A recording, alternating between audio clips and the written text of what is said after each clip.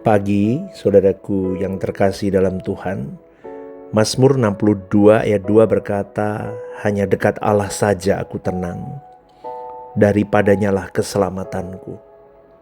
Saudaraku, kita hidup di zaman yang penuh dengan ketidakpastian. Keadaan ekonomi dapat berubah sewaktu-waktu, kesehatan dapat terganggu tanpa diduga, bahkan relasi dapat mengalami goncangan. Maka seringkali kita bisa berkata masa depan tidak ada yang bisa diprediksi. Dan disitulah banyak orang kehilangan ketenangan jiwa mereka. Karena mereka berusaha mencari rasa aman dari hal-hal yang sifatnya sementara. Tapi firman Tuhan mengajarkan bahwa ketenangan jiwa bukan berasal dari keadaan baik, melainkan dari kedekatan kita dengan Allah. Di dalam Mazmur 62 ayat 2 pemazmur berkata, "Hanya dekat Allah saja aku tenang." Artinya, ketenangan sejati bukanlah hasil dari situasi yang terkendali, tetapi hasil dari hati yang melekat kepada Tuhan. Maka orang percaya harus belajar, saudaraku, membangun kehidupan yang memang berpusat kepada Allah. Membangun kehidupan yang bukan hanya berpusat pada keadaan, tetapi berpusat hanya kepada Allah. Kalau sukacita, damai sejahtera kita bergantung kepada keadaan, maka kita akan terus naik turun mengikuti perubahan hidup yang ada. Tetapi kalau hati kita tertambat kepada Tuhan, maka sekalipun dunia di sekitar kita bergoncang, jiwa kita tetap tenang, saudaraku. Maka ketenangan jiwa adalah bukti bahwa seseorang percaya penuh kepada kedaulatan Allah dalam hidupnya. Orang model begini tidak lagi dikuasai ketakutan tentang hari esok. Karena orang model begini dia sadar bahwa hidupnya ada di dalam genggaman Allah. Allahku Allah yang hidup. Allahku Allah yang sanggup dan bisa kuandalkan. Bukan berarti kalau dia ngomong begitu dia tidak menghadapi masalah. Tetapi masalah tidak lagi menguasai hidupnya atau pikirannya. Dan tidak mengganggu jiwanya lagi. Semakin seseorang punya relasi yang deep dalam dengan Tuhan, semakin orang itu mampu melihat segala sesuatu dari perspektif kekekalan. Dia memahami bahwa Allah sedang membentuk hidupnya melalui setiap keadaan. Saudaraku, apapun yang kau hadapi hari ini, tantangan demi tantangan mengiring Kristus, percayalah bahwa semuanya itu mendatangkan kebaikan atas hidupmu dan hidupku. Karena apa yang tampaknya sebagai ancaman bagi diri kita, seringkali itu dipakai menjadi alat Tuhan untuk mendewasakan pribadi kita. Itu hebatnya Tuhan kita. Itu dahsyatnya Allah kita. Hari ini Tuhan mungkin mengajak kita untuk berhenti menggantungkan ketenangan jiwa kita pada kondisi-kondisi yang ideal. Kalau kita melek mata, kita lihat kondisi dunia hari ini, kita sungguh kalau tanpa Tuhan kita bisa khawatir, saudaraku. Betul ya? Kita bisa melihat kondisi dunia hari ini, kita sangat khawatir. Tetapi melalui renungan pagi hari ini saya mau mengajak kepada kita semua, belajarlah tinggal di hadirat Allah. Belajarlah menikmati persekutuan dengan pribadi Allah. Dan belajarlah mempercayakan seluruh hidup kita kepada Allah. Kenapa pastor mengangkat renungan seperti hari ini? Saya pun berjuang, saudaraku. Saya mengajak kepada kita semua berjuang bersama. Amin, saudaraku. Kita percayakan seluruh hidup kita kepada Allah. Ketika Allah menjadi bagian yang terpenting dalam kehidupan kita, maka jiwa kita akan tetap tenang meskipun keadaan hidup kita tidak menentu, saudaraku. Kita tetap bisa teduh bersama dengan Tuhan. Karena kita hidup di zaman yang memang penuh ketidakpastian. Kita tidak bisa pungkiri itu. Ya. Nilai mata uang berubah, ekonomi bergejolak, biaya hidup terus meningkat, meroket. Pekerjaan hari ini banyak PHK di mana-mana. Pekerjaan tidak selalu aman juga. Betul kan saudaraku? Kesehatan tiba-tiba kelihatannya sehat, tiba-tiba besok divonis sakit ini dan itu. Kabur kelihatannya masa depan.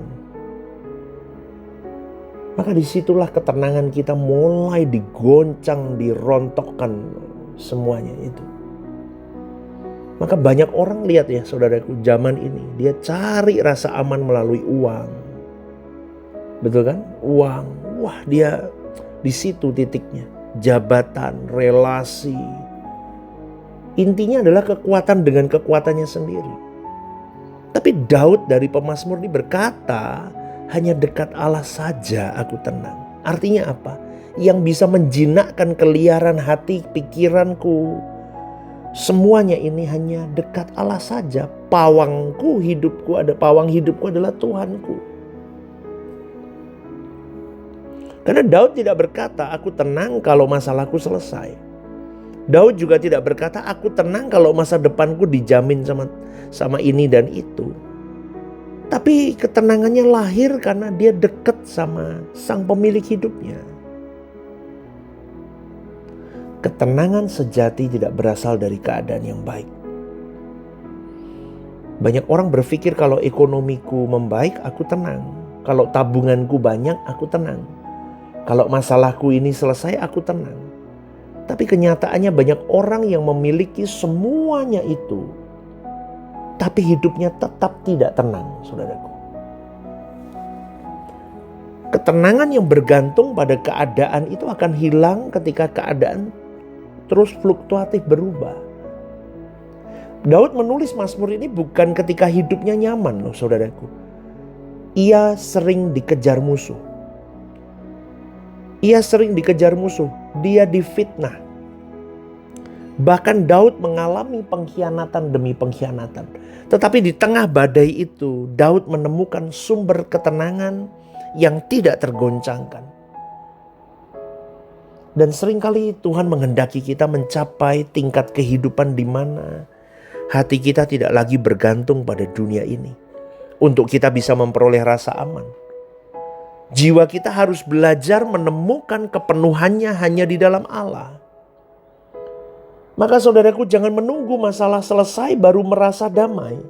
Tetapi belajarlah menemukan damai di hadirat Tuhan. Bahkan ketika masalah itu bergelora, tsunami masalah itu datang menghajar kita. Pastor ngomong gampang, saya melakukan saudaraku. Jangan dikira saya sebagai hamba Tuhan tenang-tenang saja. Hidup saya pun dihajar dengan berbagai tsunami kehidupan. Maka saya belajar dari apa kata firman Tuhan. Amin saudaraku. Hanya dekat Allah saja hatiku tenang. Kata hanya itu menunjukkan totalitas ketergantungan. Daud tidak berkata selain Allah dan beberapa hal lain aku tenang. Tetapi dia berkata hanya dekat Allah saja aku tenang. Kata hanya itu berarti ada eksklusivitas. Artinya dia pusat hidupku. Dia sandaran utamaku. Dia sumber keamananku yang sesungguhnya. Karena seringkali kecemasan itu muncul karena kita masih memiliki banyak sandaran di dalam hidup kita selain Tuhan, saudaraku. Kita merasa aman kalau rekeningku tambah, bisnisku lancar, kesehatanku dan anak-anakku, keluargaku, pasanganku baik. Aku merasa aman kalau semua orang mendukungku. Ketika salah satu sandaranmu itu digoyahkan, kau bisa ikut goyah. Itu pengalaman saya, saudara. Dulu saya juga sama, menyandarkan ini dan itu kepada orang, kepada barang, kepada ini dan itu. Tetapi orang yang menjadikan Tuhan sebagai satu-satunya sumber pengharapan, dia akan tetap berdiri teguh meskipun semua yang lain berubah. Maka saudaraku, periksa hati kita. Apa yang membuat saya takut kehilangan? Itu tanyakan keras dalam diri kita. Apa yang membuat aku takut kehilangan? Jujur, saudaraku. Karena seringkali jawaban atas pertanyaan itu menunjukkan tempat kita menaruh rasa aman kita. Kalimat dekat Allah saja itu adalah gambaran bahwa dekat dengan Allah adalah gaya hidup, bukan aktivitas sesaatku. Banyak orang datang kepada Tuhan hanya ketika mengalami masalah. Tetapi Daud berbicara mengenai kehidupan yang terus melekat kepada Allah. Dekat dengan Allah berarti memiliki persekutuan yang terus-menerus melibatkan Tuhan dalam setiap keputusan dan hidup dalam ketaatan dan mengasihi Tuhan lebih dari dunia ini. Saudaraku, tujuan tertinggi hidup orang percaya bukan sekedar terima berkat, tetapi menjadi manusia yang memiliki relasi intim dengan Allah. Ketika seseorang semakin intim dengan Allah, jiwanya jadi stabil. Orang ini nggak mudah panik, orang ini nggak mudah putus asa, orang ini nggak mudah terguncang oleh berita-berita buruk. Kenapa? Seperti renungan beberapa waktu yang lalu saya jelaskan, amigdala seseorang ini rest di dalam Tuhan. Karena ketidakpastian terbesar manusia itu adalah masa depan memang. Tidak ada seorang pun yang tahu apa yang akan terjadi besok. Tapi anak-anak Tuhan punya keistimewaan. Roh Kudus memimpin langkah anak-anak Tuhan. Orang yang dekat dengan Allah akan dipimpin oleh Roh Kudus. Dan ketenangan bukan karena kita mengetahui masa depan, melainkan karena kita mengenal Dia, siapa yang memegang masa depanku. Amin, saudaraku. Ketika dunia bertanya apa yang akan terjadi nanti dengan kondisi hari ini. Wah, ini kan ribut, saudaraku. Ini kan cukup ramai di media sosial. Bagaimana ini? Rupiah begini, dolar begini. Bagaimana keadaan masa depan nanti ini dan itu. Dunia berteriak, bertanya apa yang akan terjadi nanti. Tapi orang yang percaya di dalam Tuhan akan berkata, apapun yang terjadi, Tuhan yang akan memegang hidupku. Amin, saudaraku. Itulah ketenangan yang tidak dapat dibeli oleh uang. Dan tidak dapat diberikan oleh dunia, model ketenangan seperti itu. Hari-hari ini mungkin banyak hal yang tidak menentu ya. Pekerjaanmu mungkin, ekonomimu, kesehatanmu, kondisi bangsa kita, masa depan keluarga kita, pelayanan kita. Tapi firman Tuhan tetap sama. Hanya dekat Allah saja aku tenang.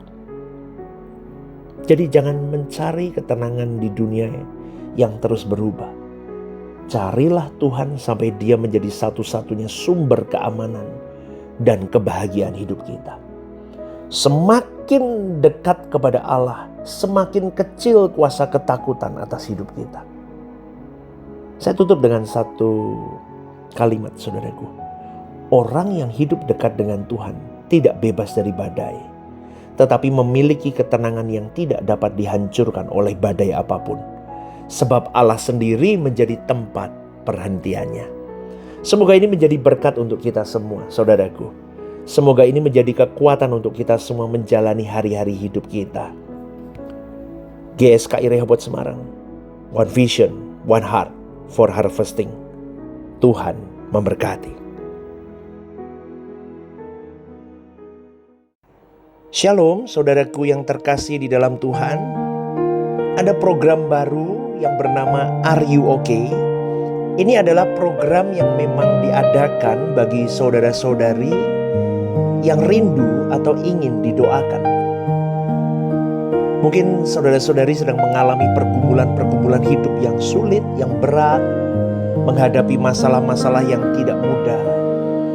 Saudara-saudari bisa klik di formulir online yang tertera atau scan barcode di situ. Anda bisa tuliskan di sana apa yang menjadi pergumulan masalah Anda yang ingin didoakan. Tujuannya satu, Anda tidak merasa sendiri.